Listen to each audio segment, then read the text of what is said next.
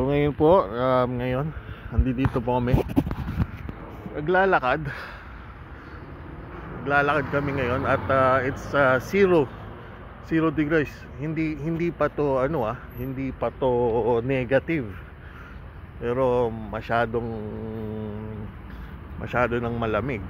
So yan po kami. Nakikita niyo yung niyan. Kung napapansin niyo, yung bumubuga ako ng yelo. Yan. So ganyan po ang climbing po namin dito. Mas lalo na kapag nasa nasa Canada. Nasa Canada ka na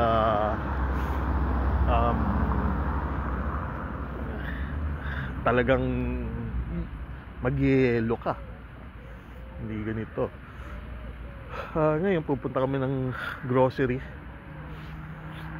namin. Yan ang kalagayan namin dito.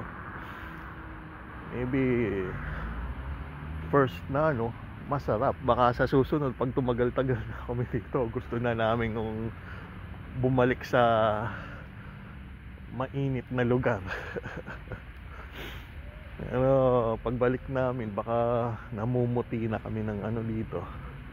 So yan.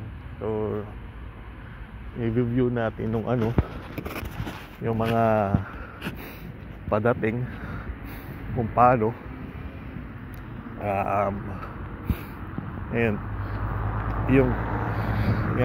Ganito ang kabuhayan dito. Hindi exactly itong pinaka city, pero I think so from airport medyo nasa 30 minutes ang drive, nasa 30 plus ang ang kilometers away.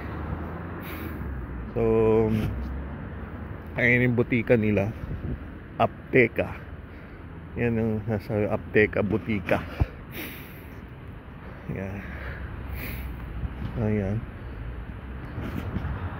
Gaano kami. Oh, yun yung kanyang parang park sila. Yan. So hindi ko alam, ba nakakahiya naman kasi pag nagbi-video. Maliit ata yan. Maliit yan. So sa Bedroca kami pupunta. Parang malaki doon. Saan? Saan yung pinuntahan natin on? Yung Adli? Adli. Hindi, wala na masyadong doon eh. Pinunta ako kagabi. Ay, doon nga pumunta? Oo. Okay, akala rin? Ka sa... Wala, hindi. Tatawid pa pala ng doon eh. Ng ilalim eh. Gabi na rin yun. Baka biglang doon tayo, punta ko yan gabi. Biglang baka may mang-rape sa akin nun eh. Ikaw pa Marit. Nakita ko may umikot ako dun sa kabila na dito eh. Ikaw pa Marit. So hirap na.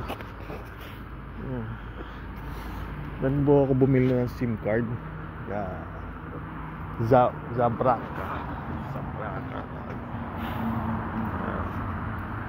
Ang SIM card dito is around 5 PLN. Pero hindi ko pa rin naiintindihan kung paano gamitin. Yung sa atin para may load na yun. Sila maglo-load every month. Hindi ko Yun alam. ang sabi nila. Magkano? Every month na load na Kakatas na sa sahod natin. Kaya di na natin mag-load. Bakit? Kung hindi na gagamitin natin sa load? Paano natin gagamitin ng load? Yan maganda. So, may card tayo. Saan? May load. Para internet tayo sa cellphone. Ganun ang sinabi? Puro. Ang gulo-gulo kasi may nagsasabi yung kabila. Sabi, putang ina. Kasi nagsusulat tayo, nagtatanong ka pa sa akin, nakikinig ako.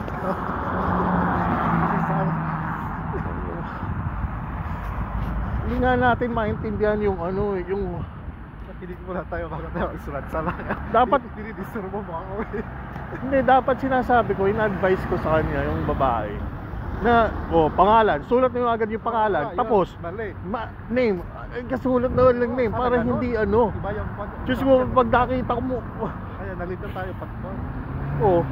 at least ganun yung ano, kasi hindi First na, stage, nagsulat tayo lahat. Oo. Second, ganun tama. Iba yung instruction niya eh. Sinasabi ka agad. Kaya, kalimutan natin mapirmahan. yung bedroka, tingnan mo, puno ng alikabok. Hindi, alikabok. Pakalamig ang puta. Na, ice candy nga dito. Magkakaano lang. Actually dito, tumitigil sila.